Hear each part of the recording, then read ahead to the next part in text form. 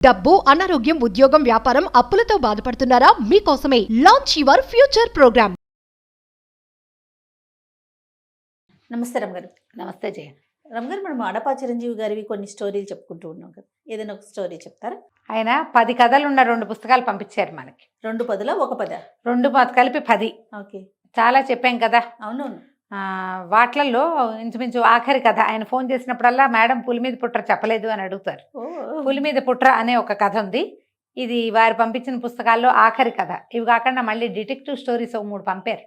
ఓహో, డిటెక్టివ్ బాగుంటాయి రమగారు. కానీ నేను ఆ మలుపులు చెప్పలేనని అనుమాన పడుతున్నాను జయ. రమగారు, మీరు కూడా స్టోరీ చెప్పలేనంటే ఎట్లాగా చెప్పండి. మీరు ఆరేది ఒక్కొక్కసారి అలా అనిపిస్తుంటుంది, బా ఇన్ని మలుపులు, ఇన్ని సస్పెన్స్ చెప్పలేను. భలే ఉంటే రమగారు, భలే ఇష్టం నాకు. చదివితే బాగుంటుంది, చెప్తే ఎలా ఉంటుందో ట్రై చేయాలి. ఆయన పంపారు, ట్రై చేసి చూద్దాము. చూడాలి. పులి మీద పుట్ర అంటే ఏంటండి? ఇది జానపద గాథే, చెప్దాం. కాదు రమగారు, మీనింగ్ ఏంటంటే పులి మీద పుట్ర, పులి మీద ఇది ఒక సామెత జయ.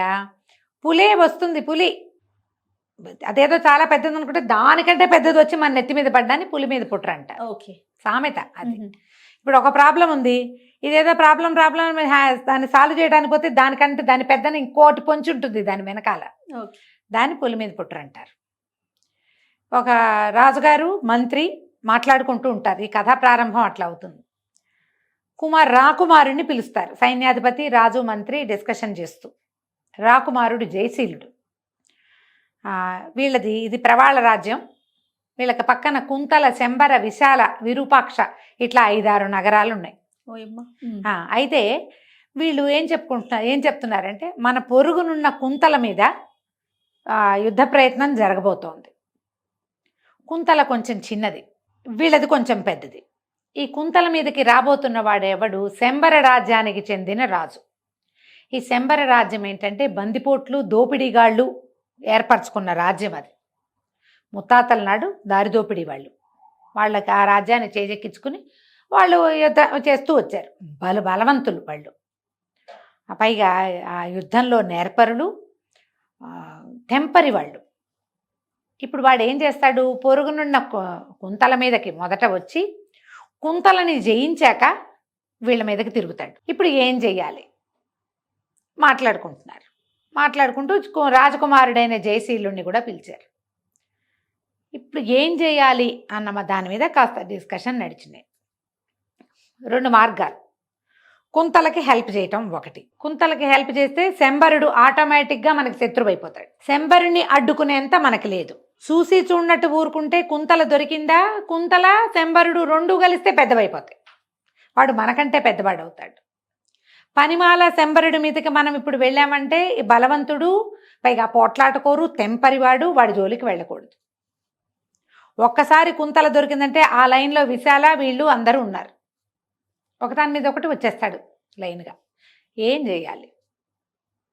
సరే, జయశీలుడు అన్నాడు, నాకు ఒక మార్గం, నన్ను ఎందుకు పిలిచారండి అన్నాడు. ఇప్పుడు ఇలాంటి పరిస్థితుల్లో మనం ఎట్లా రియాక్ట్ అవ్వాలి? కుంతలకి ఏదన్నా సహాయం చేయాలా? కుంతల్ని జాగ్రత్త పడమనాలా? శంబరుడు రాకుండా మన మీదకి రాకుండా మనం ఏదైనా జాగ్రత్త పడాలా? ఏం చెయ్యాలి? ఇప్పుడు జయశీలుడు అన్నాడు, బాగా ఆలోచించి, నా దగ్గర ఒక ఉపాయం ఉంది, నేను కుంతలకి వెళ్తాను అని చెప్పేసరికల్లా, సరే కొంత సైన్యాన్ని తీసుకెళ్తావా అన్నారు. వద్దు, నేను ఒక్కడనే వెళ్తా. నాకు సహాయంగా ఈ మంత్రి గారికి ఒక కుమారుడు ఉన్నాడు, చిత్రాంగుడు. ఆ చిత్రాంగుడు మంత్రి రాజుగారి అబ్బాయికి ఫ్రెండ్. బాగా చిత్రాంగుడు పంపించండి చాలు, మేమిద్దరం వెళ్తాం అనేసరికి, వాడు ఎందుకు బాబు, నీకు అనవసరంగా వాడి వల్ల నీకు తలకాయ నొప్పి వస్తుందంటే, కాదండి, గట్టివాడే, అల్లరివాడు, కొంటెవాడు, కానీ అసలు విషయం వచ్చినప్పుడు అతని ప్రతాపం బయటపడుతుంది. తెలివైనవాడు, ప్రతాపవంతుడు కూడా అని నేను చిత్రాంగుడిని తీసుకెళ్తాను అన్నాడు. మనం ఇక్కడ జయశీలుడి గురించి చెప్పుకోవాలి. ఇతను మహాప్రతాపవంతుడు, చాలా ఖడ్గ విద్యలో అద్వితీయుడు. ఆ పరగణాల్లో అలాంటి వాడు లేడని పేరు. గురువుగారు చాలా గట్టిగా నేర్పించారు. అసలు కత్తి తిప్పటంలో అతని లాంటి వాళ్ళు ఇంకొకళ్ళు లేరు ఆ ప్రాంతంలో. కుర్రాడే, ఓ 25 సంవత్సరాలు ఉంటాయి. ఇంకా తండ్రి గారు గట్టిగానే ఉన్నారు కాబట్టి యువరాజుగానే చలామణి అవుతున్నాడు. రాజ్యం ఇంకా అతని చేతికి వివాహితుడు కాదు, అవివాహితుడు. చిత్రాంగుడు, జయశీలుడు ఇద్దరు కలిసి 2 పంచకళ్యాణి గుర్రాలతోటి బయలుదేరారు. దీన్ని ఎట్లా వెళ్తాం? సరే, కొన్ని ఊర్లు దాటారు. వీళ్ళు రాచరికపు వ్యవహారం ఏమీ కనపడకుండా సామాన్య సైనికులు లాంటి వేషాలలో, అంటే సింపుల్ బట్టలు, నగా నాణ్యం లేకుండా, ధనం దాచుకుని సంచుల్లో పెట్టుకున్నారు కానీ వాళ్ళ చేతుల్లో ఏం లేవు. మామూలుగా ధనాన్ని సూచించేవి వస్త్రాలే, బట్టలు, నగా నాణ్యము, మెళ్ళలో ఉండే మణిమాణిక్యాలు, చెవులకు ఉండే కుండలాలు, పట్లలో ఉండే మణులు. వాటి వల్ల వీడు సామాన్యుడా, పెద్ద కుటుంబీకుడా, రాచ కుటుంబమా అనేది తెలుస్తుంది. ఆ గుర్తులు ఏవి ఉంచుకోలే వీళ్ళు. సాధారణంగా సైనికులు ఎలా ఉంటారో అట్లా తయారయ్యారు అబ్బాయిలు ఇద్దరు. దారిలో అడవులో అక్కడ ఇక్కడ ఆగారు. ఏవో తెచ్చుకున్న దిబ్బరొట్టెలు అవి ఇవి తిన్నారు. మామూలుగా సామాన్య సైనికుల్లాగా కుంతలకి లోపలికి వెళ్ళారు. ఈ కుంతల దగ్గరికి వెళ్తున్నప్పుడే బయట సైనికులు ఎవరో ఉన్నారు, వాళ్ళకి కొంచెం చేయి తడిపి లోపలికి వెళ్ళిపోయారు. వెళ్ళాక ఒక సత్రం ఎక్కడుంది ఏమిటి కనుక్కున్నారు.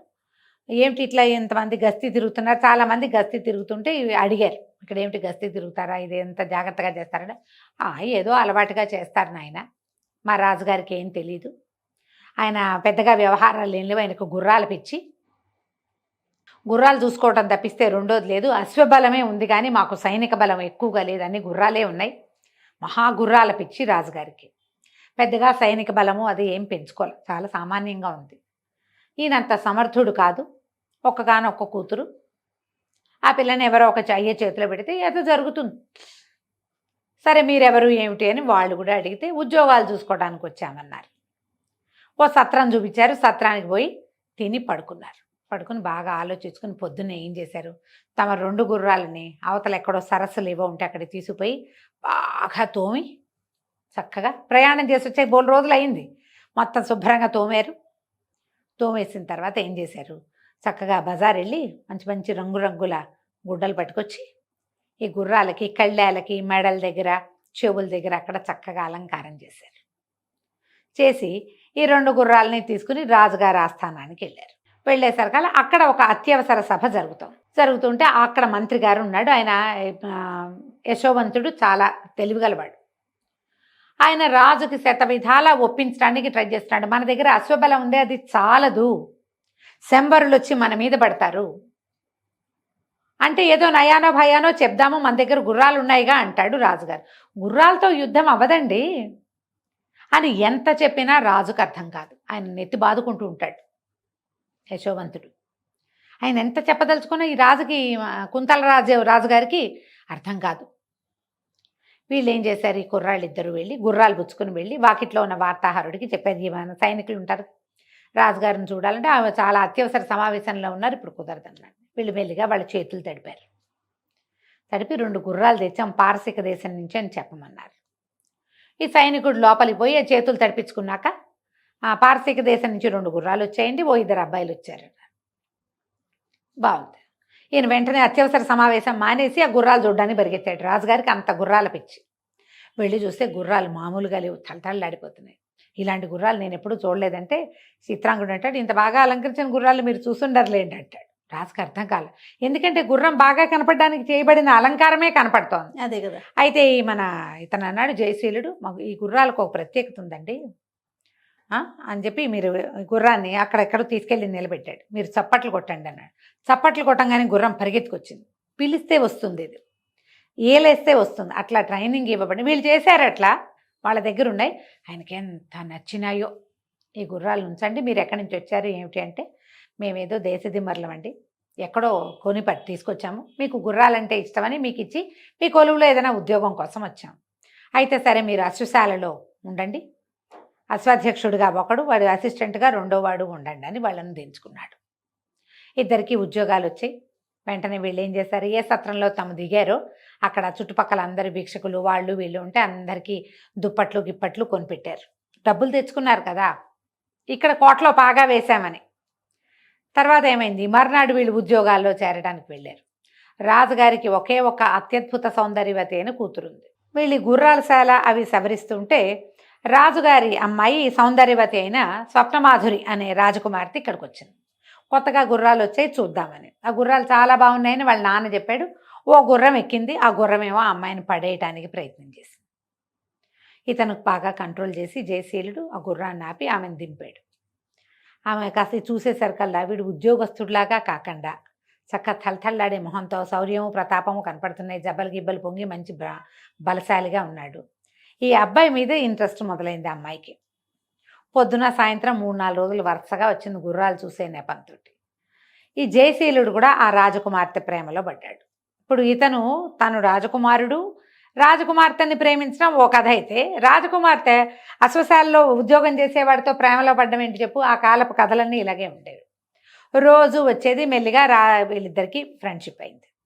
అయితే ఇంతలో ఏమైంది, ఈ శంబర రాజ్యం నుంచి ఇది వచ్చేస్తోందని, ఏమిటి యుద్ధం రాబోతోందని వాళ్ళకి ఖచ్చితంగా తెలిసిపోయింది యశోవంతుడికి. మహారాజా వీళ్ళు యుద్ధానికి రాబోతున్నారు, మనం ఏదైనా జాగ్రత్త పడాలి, ఏమైనా చేయాలంటే సరే ఈయన బాగా ఆలోచించి రాజ్యం కనుక కొల్లగొడితే ఏమవుతుంది, రాజు అవుతాడు. పోనీ మన అమ్మాయిని అతనికి ఇచ్చి పెళ్లి చేస్తామని ఒక ఉత్తరం రాస్తే సరిపోతుంది కదా అని చెప్పి మా రాజకుమార్తెని మీకు ఇచ్చి పెళ్లి చేస్తామని ఉత్తరం రాయించాడు. ఆ అవతల వాడు ఉన్నాడు కదా శంబర రాజ్యానికి రాజు, మార్తాండు ఆ రాజు, ఏది శంబర దేశానికి రాజు. అతను ఎట్లాగూ యువకుడే, వివాహం చేసుకుని యువకుడు కాపోయినా వివాహాలు చేసేవాళ్ళు. రాజకుమార్తెని ఇచ్చి పెళ్లి చేస్తామని ఉత్తరం రాయించారు, పంపించారు. వాడేం చేశాడు, రేపొద్దున మీ రాజ్యం మా వశమైతే మీ రాజ్యం అంతా మాదే, మీ యువరాణి కూడా మాదే. ఇప్పుడు కొత్తగా పెళ్లి చేసుకోవటం ఎందుకు, మీ యువరాణిని మాకు పెళ్ళి అక్కర్లా, మీతో మాకు సంబంధం అక్కర్లా, రేపు చచ్చినట్టు మీరు మాకు లొంగుతారు, మేము ఎలాగూ మీ మీద గెలుపొందుతాం అని మీ యువరాణి మాకు అక్కర్లేదని రాసేసాడు. ఏం చేయాలో తెలియలే, యుద్ధం ముంచుకొచ్చేలాగా ఉంది, ప్రమాదాలు అన్ని పక్కల నుంచి ముంచుకొచ్చేస్తుంది, ఏం చేయాలి? అయితే చాలా దిగులు పడుతున్నారు. జయశీలుడు చిత్రాంగుడు రాజాల మందిరంలో తిరుగుతూ మెల్లిగా వార్తలు సేకరించుకుంటూనే ఉన్నారు. ఒకరోజు స్వప్నమాధురి వచ్చినప్పుడు అమ్మాయి చాలా దిగులుగా ఉంది. ఏంటి అంటే ఏదో యుద్ధం రాబోతోందిట, మనకి సైనిక బలం లేదని మంత్రి గారు బాధపడుతున్నారు, మరి మెల్లిగా మా చెలికత్తెలందరూ ఇక్కడ ఉద్యోగం మానేస్తే సరిపోతుంది అన్నట్టుగా ఇలాంటి భావాల్లోకి వెళ్ళిపోయారు, నాకు చాలా బెంగగా ఉందంటే ఇతను అన్నాడు, నా దగ్గర ఒక మంచి ఆలోచన ఉంది, మీ నాన్నగారితోటి మాట్లాడించు, నేను చెప్తానన్నాడు. అనేసరికి సరే ఈ అమ్మాయి ఏం చేసింది, తండ్రికి చెప్పింది, ఇతను మనకి అశ్వశాలలో ఉన్న అతను నీకు 2 గుర్రాలు తెచ్చిపెట్టాడు కదా, వాళ్ళ దగ్గర ఒక ఉపాయం ఉందంటున్నాడు, నువ్వు మాట్లాడమని. సరే రాజుగారికి ఈ సమయం ఏంటి, విపత్కర పరిస్థితిలో వాడి చిన్న ఉద్యోగి, వాడు చెప్పేది ఏమిటి అట్లా అనుకోలే. సరే మాట్లాడదామని మంత్రి గారిని కూడా కేకేసుకొచ్చారు. మంత్రి, రాజు, యువరాణి, చిత్రాంగుడు, జయశీలుడు అందరూ కూర్చున్నారు. కూర్చుంటే జయశీలుడు అన్నాడు, దీనికి సరిపడా ఉపాయం నేను చెప్పగలను, చేయగలను, నాకు మీరు ఒక్క అవకాశం ఇవ్వాలి. ఈయన అన్నాడు, అయితే నేను మంత్రిని చేస్తానన్నాడు రాజు. ఆయనకి ఈ పరిస్థితి తప్పాలంతే, ఒప్పుకోలే జయశీలుడు. నన్ను మంత్రించేయటం ఏంటండి, యశోవంతుడు చాలా అద్భుతమైన వ్యక్తి, రాజ్యానికి మంత్రి ఇలాంటి వాళ్లే ఉండాలి. ఆయనకి సంతోషం వచ్చింది మంత్రి గారికి. కుర్రాడు వినయశీలిగా ఉన్నాడు, బాబు నీ ఉపాయం ఏమిటి చెప్పు అన్నాడు. కొన్ని రోజుల పాటు రాజ్యంలో నేనేం చెప్తే అది జరగాలి, వీళ్ళని నయానా భయానా మనం బయటికి పంపించాలి. ఇప్పుడు మన రాజ్యంలో మనకి ఏముందో ఏం లేదో వార్తలు తీసుకెళ్ళటానికి తప్పకుండా కొంతమంది జనం ఈ ఊళ్ళో తిరుగుతున్నారు, అలాగే చేస్తారు. రాజుల విధానం ఏమిటి, కొంతమంది గూఢచారులను పంపిస్తారు, వాడు ఇక్కడ ఆనుపాను తెలుసుకుంటాడు కదా, ఆ వచ్చిన వాళ్ళని మనం మిస్లీడ్ చేయాలి, పక్కదోవ పట్టించాలి. కాబట్టి సైనికులందరూ సైన్యాధిపతితో సహా నా మాట వినాలి, ఇంతేనన్నాడు. ఒప్పుకున్నారు. ఒప్పుకోగానే ఇతను ఏం చేశాడు, కొంతమందిని సెలెక్ట్ చేశాడు. రాజుగారికి ఎంత సైనిక బలం ఉందో, ఎంత మంది వచ్చినా తిప్పికొట్టి విసిరేసి పారేయగలరు అని ఒక పుకారు లేవదీశాడు. ఈ కుర్రాళ్ళందరూ అక్కడ ఇక్కడ కూర్చుని యుద్ధం శంబర యుద్ధం వాడేం చేస్తాడు, వాడి దగ్గరే ఉంది కత్తి కటారు తప్ప, మన దగ్గర విచిత్రమైన ఆయుధాలు ఉన్నాయి తెలుసా అని చెప్పడం మొదలుపెట్టారు. పెద్దవాళ్ళు అదేమిటి మన దగ్గర గుర్రాలేరా ఉన్నాయంటే, కాదులే తాత నీకు తెలీదు, చాలా చేస్తున్నారు, అసలు ఎప్పటి నుంచో జరుగుతుంది తెలుసా అని కుర్రాళ్ళు ఒక 10 చోట్ల మాట్లాడేసరికల్లా ఇవి ఆనుపాను అందుకోవటానికి జనాలు మాట్లాడే చోటకు చేరతారు గూఢచారులు. అయ్యి బాబు వీళ్ళ దగ్గర గుర్రాలు ఉన్నాయనుకున్నా, వీళ్ళ దగ్గర అదేదో ఉందా అని వాళ్ళు ఒక్కొక్కడు తెలుసుకోవటం మొదలుపెట్టారు. ఊరంతా ఇదొకటి. అక్కడి నుంచి రెండోది ఏం చేశారు, ఆయుధాలు తయారు చేయడానికి ఒక ప్రత్యేక స్థలం ఏర్పరిచాడు, కొత్త ఆయుధాలన్నీ. ఇది ఒకటి జరుగుతుంది కార్ఖానా. అక్కడి నుంచి ఈ ఉన్న సైనికుల్లోనే పదునుగా బాణాలు వదలగలిగిన వాళ్ళని ఒక గుంపును తయారు చేశారు. మీరందరూ కోట గోడల మీద ఉండండి, మీకు ఎస్ అన్నప్పుడు బాణాలు కొట్టేయండి, మనిషిని పడగొట్టిన వాడికి 100 వరహాలు చొప్పున ఇస్తాం, మీ జీతంతో పాటే ఎక్స్ట్రా. అనగానే వీళ్ళు బాణం లక్ష్యశుద్ధిగా చేసేవాళ్ళు రోజు ప్రాక్టీస్ చేసుకుని స్పీడ్ అయ్యారు. ఇప్పుడు ప్రాక్టీస్ చేయాలంటే వాడు అక్కడెక్కడో చేయడుగా, ప్రతివాడు పొద్దున్నే పనిచేసి సాయంకాలం ఇంటికి వెళ్తాడు, వాకిట్లో నుంచి బాణాలు వేసుకుంటాడు. చూసిన వాళ్ళకి ఏమనిపిస్తుంది, అమ్మో వీడు ప్రాక్టీస్ చేస్తున్నాడు అంటే రేపొద్దున ఏదైనా వస్తే వీడు ఇదనమాట. ఇలాంటిది కొంత జరిగింది. ఈ జనాల్లో ఒక్కొక్కళ్ళు ఎవరితోటి మాట్లాడుతున్నారు, ఎవరు ఫాలో అవుతున్నారు గమనించడం మొదలుపెట్టారు. ఈ గుంపుని కొంతమందిని రెడీ చేశాడు. ఎవరైతే విషయాలు వింటున్నట్టుగా ఒక్కొక్క చోట విషయాలు సేకరిస్తున్నట్టుగా కనపడుతున్నారు, కామన్గా ప్రతి చోట కనపడుతున్న మొహాలు ఏమిటి, వీటి అబ్జర్వేషన్. ఇప్పుడు ఒకసారి కనుక ఈ పని మొదలు పెడితే అన్నీ అబ్జర్వ్ చేస్తారు. చిత్రాంగుడు కూడా ఈ పనుల్లో ఉత్సాహంగా పాల్గొనటం మొదలుపెట్టాడు. ఏం చేశారంటే ఒకరోజు రాత్రి ఈ జనాలు కాస్త కొంతమంది మాట్లాడుకుంటుంటే ఒకడు మాట్లాడుతున్న వాళ్ళ దగ్గరికి వచ్చాడు. అదేంటి మీ దగ్గర ఇదివరకు ఏం ఉండేవి కాదే, ఇప్పుడు ఎలా వచ్చాయి అని అడిగాడు. ఇప్పుడు రావటం ఏంటి, ఎప్పటి నుంచో వచ్చినాయి, ఏనాటి నుంచో చేస్తున్నారు, ఎన్ని ఆయుధాలు తయారవుతున్నాయో అసలు ఒక్కొక్క దాన్ని చూస్తే కళ్ళు తిరిగిపోతున్నాయి అన్నాడు చిత్రాంగుడు. వాడు కొండగొర్రెలాగా చూస్తున్నట్టు అలా చూస్తున్నాడు అనమాట. కాసేపు అయ్యాక మాటలన్నీ అయిపోయాక వాడు నడిచి వెళ్ళటం చూశాడు చిత్రాంగుడు. వీడు ఎక్కడికో వెళ్తున్నాడు అని చెప్పి వాడిని ఫాలో అయ్యి వెళ్తే వాడు కోట గోడలు దాటేసి బయట కొంతమంది జనాలు ఉన్న చోటకి వెళ్ళాడు. ఆయుధాలు తయారవుతున్నాయట, మీరందరూ వెళ్ళి మార్తాండుడికి తెలియజేయండి, ఇలాంటివి మాట్లాడుకున్నాక అసలు ఇవి ఎక్కడ తయారవుతున్నాయో చూడడానికి వీళ్ళు వరుసగా ఈ కోట గోడల దగ్గర చేరి లోపలికి రావడానికి ప్రయత్నం చేశారు. వెంటనే చిత్రాంగుడు విజిలేశాడు. వీళ్ళకి ఏలే వాళ్ళ సాధనం. వేగాని కోట గోడల మీద రోజు ప్రాక్టీస్ చేస్తున్న బాణాలు వేయటం వాళ్ళు నుంచున్నారుగా, టపా టపా టపా టపా బాణాలు వేశారు. ఇక దొరికిన వాడికి దొరికినట్టుగా దొరికేశారు. మనుషులు కనపడుతుంటే బాణం వేయటం సులువు కదా, అందరికీ తగిలినాయి. మొదట ఈ విషయాన్ని తెలుసుకున్న వాడు మాత్రమే బతికున్నాడు, మిగిలిన వాళ్ళంతకీ తగిలేసింది. బాణాలేసి కొట్టిన ప్రతి వాడికి 100 వరహాలు ఇచ్చారు. వాళ్ళు ద్విగుణీకృతోత్సాహంతో పనిచేస్తారు అంతేగా. అక్కడి నుంచి నాకు 100 వచ్చింది, నేను పని చేశాననగానే రెండో వాడికి ఉత్సాహం వస్తుంది, నేను కూడా ఏదో ఒక పని చేస్తాను, ఏదో ఒక విషయంలో జాగ్రత్త పడతానని సైనికులు కూడా కూడడం మొదలుపెట్టారు. ఎక్కడెక్కడ కుర్రాళ్ళు సైన్యంలో చేరడానికి ఉత్సాహం చూపిస్తున్నారు. కుర్రాళ్ళందరినీ లైన్లో పెట్టుకున్నారు. వీళ్ళకి ట్రైనింగ్ మొదలైంది. అక్కడి నుంచి ఆయుధాగారాలు మొదలైనాయి. అసలు ఊళ్ళో 10 చోట్ల ఆయుధాలు తయారవుతున్నాయి అనేంత సినిమా చూపించారు. ఈ మిగిలిపోయాడుగా ఒకడు, వీడు పరిగెత్తుకుంటూ మార్తాండుడి దగ్గరికి వెళ్ళాడు. చాలా ఉందండి సైన్యము, అసలు ఎన్ని బాణాలు వేశారో, అందరూ పోయారు, నేను ఒక్కడనే మిగిలాను. ఊళ్ళో 10 చోట్ల ఉన్నాయట ఆయుధాగారాలు, ఎక్కడెక్కడ తయారవుతున్నాయో తెలీదు, ఏమైపోతుందో అర్థం కావట్లేదు అంటే వీళ్ళు ఏమన్నారు, అలా కాదు, మేము ఒకసారి వచ్చి కోటలో వెతుకుతాం, ఒక గుంపును పంపిస్తానన్నాడు. ఈ కోటకి అన్ని పక్కల గోడల మీద నుంచి పైకి ఎక్కటానికి అవకాశం ఉంది. కోట గోడ కూడా ఇట్లా సాఫీ గోడ కాదు, మలుపులుగా ఉంటుంది. ఆ మలుపుల్లో ఎక్కేసేయచ్చు ఈజీగా. సరే వీళ్ళు ఒక 200 మందో 180 మందో కోట గోడలకి ఎక్కడం మొదలుపెట్టారు. అయితే ఈ గోడల మలుపుల్లో ఇంతంత హంసల్లాంటి బొమ్మలు ఉన్నాయి.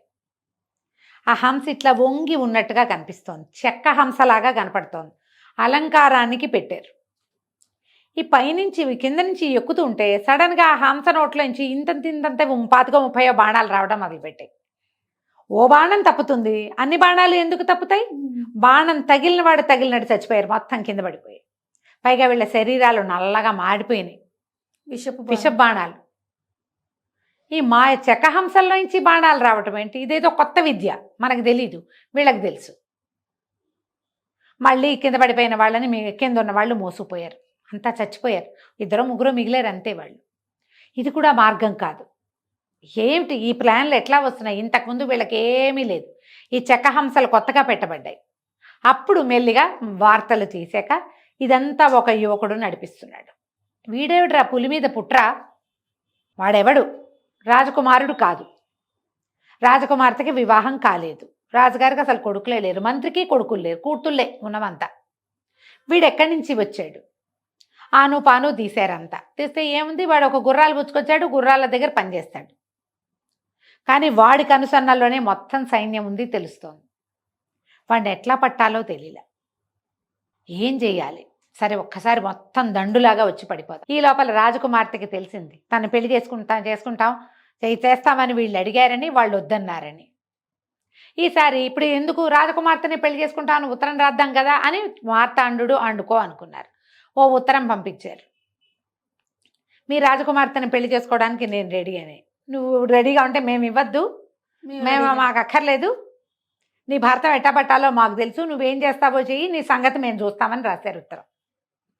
ఇంతకుముందు ధైర్యం లేదు, ఇంతకుముందు వాళ్ళు భయపడ్డారు, భయపడి మా పిల్లని ఇస్తాం బాబు మమ్మల్ని వదిలేయమన్నారు. ఇప్పుడు తెగించేశారు.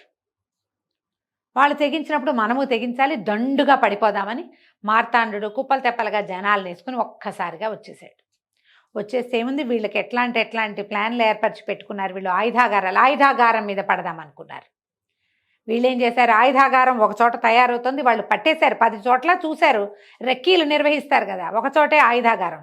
అప్పుడు వీళ్ళు ఏం చేశారు, ఎప్పుడైతే ఆయుధాగారం మీదకి వస్తారని అనుమానం వచ్చిందో ఆయుధాలన్నీ వేరే చోటకి తరలించి బోలెడంత చెత్త పేర్పించారు. అక్కడ పని చేసేటప్పుడు చెత్తలు వస్తాయా, అవన్నీ అక్కడ చేర్చారు. జనం దాని మీదకి రాగానే దాన్ని పేల్చేశారు. చిన్న చిన్న కప్పలు లాంటి కప్పలు వచ్చి మీద పడతాయి, కప్ప ఢామని పేలుతుంది, బాంబులు లాంటివి, ఇలాంటివి చేశారు. వీడు పులి మీద పుట్ర, చేయగలిగేది ఏం లేదు. సరే తెగించి పోరాటానికి దిగారు. వీళ్ళు దండుగా యుద్ధం చేశారు, పట్టేశారు. పట్టేసిన తర్వాత వాళ్ళలో ఒకటి గట్టిగా అరిచాడు, ఇది అన్యాయం, మీరు చీకటి మాటలు మాతో యుద్ధం చేస్తున్నారు. అరిచేశారు కదా, జయశీలుడు అడిగాడు, ఏముంది అన్యాయం, మీరు చేయట్లేదా చీకటి మాట, మీరు దారి దోపిడీలు చేసిన ఆలోచనతోటే కదా ఇంతమందిని పంపించావు మార్తాండ అన్నాడు. అనగానే గుర్తుపట్టేశాడని తెలిసిపోయింది. మార్తాండు అన్నాడు, నీ దగ్గర బోళ్ళంత సైన్యం ఉంది, నా దగ్గర సైన్యం ఉంది, కొట్టుకున్నాము, నాతో ద్వంద్వ యుద్ధం చెయ్యి నీ వల్ల అయితే. అంతకుముందే ఈ కొండగొర్రెలాగా చూస్తున్న వాడు చెప్పాడు, వాడు కత్తి తిప్పితే మామూలుగా తిప్పడండి ఆ కుర్రాడు, ఆ కత్తి తిప్పితే మనం ఎన్ని విసిరినా 100 మంది చుట్టూతా విసిరినా సరే వాడి ఒంటికి చిన్న గీత కూడా పడదు, అంత ఖడ్గచాలనం వచ్చు వాడికి, వాడు చాలా గట్టివాడు, ముఖాముఖి పోటీల్లో 3-4 సార్లు ఎదుర్కొన్నాము, వాడు వచ్చాడంటే వాడు 100 మందికి ఘాట్లు పెట్టగలడు, కొంతమందిని చంపేయగలడు అని. ఆ మార్తాండు ఈ జయశీలుడు ఇద్దరు యుద్ధానికి దిగారు. కాసేపు అయ్యేసరికల్లా ఏముంది, ఇతనేమో బాగా ప్రాక్టీస్ ఉన్నవాడు, మార్తాండు బండ యుద్ధం వచ్చతనికి, దండుగా మీద పడిపోవటమే, ఈ సునిశ్చితమైన ఖడ్గ విద్య అతనికి రాదు. దొరికిపోయాడు. దొరికిపోతే ఇతను చెప్పాడు జయశీలుడు, నువ్వు ఒక రాజువి, కానీ మీ పూర్వకాలం అంతా కూడా మీ వాళ్ళు, మీ తాత ముత్తాత బందిపోట్లు, మీకు రాజ్యం దొరికింది కాబట్టి చేసుకున్నావు, చేసుకో, నీ చిన్న రాజ్యం, మా జోలికి రావద్దు, నువ్వు సుక్షత్రియుడు కాదు, నీ వరకు నువ్వేమైనా చేసుకో, మా జోలికి రాకుండా ఉంటానంటే వదిలిపెడతా, లేకపోతే వదిలేస్తే మా వాళ్ళు నిన్ను చంపేస్తారు, నువ్వు సాటి రాజువు కాబట్టి ఇప్పుడు యుద్ధానికి ఎంత ఖర్చు పెట్టావో అంత సొమ్ము అక్కడ పెట్టి వెళ్ళు. ప్రాణాలు దక్కించుకున్నాడు మార్తాండు, ఎక్కడెక్కడి నుంచో సంపాదించాడు, ఎన్ని చోట్ల కొల్లగొట్టారు, నిలువెత్తు ధనం పోసి యుద్ధానికైన ఖర్చు అంతా ఇచ్చి బతుకు జీవుడా అని వెనక్కి వెళ్ళిపోయాడు. ఎప్పుడైతే ఇతను వెనక్కి వెళ్ళిపోయాడో జయశీలుడు చెప్పాడు, మీకు నేను చేయటానికి వచ్చిన పని అయిపోయిందండి, మీకు ఇంకా భయం లేదు, నేను వెళ్ళొస్తానన్నాడు.